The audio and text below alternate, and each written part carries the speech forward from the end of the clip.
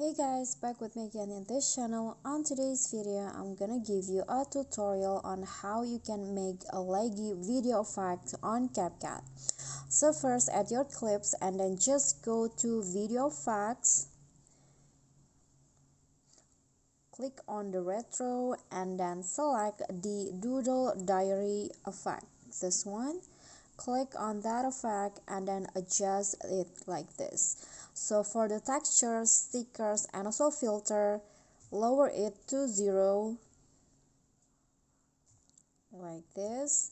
And then for the speed, just adjust it to how much you want the video looks laggy. So I'm going to try with 70, so it will go like that. So you can just try it or adjust it as you wish. So okay, I'm going to go with this speed, and then after that just click on the check icon, then adjust the effects for all of the clips. Then the video will look laggy like this.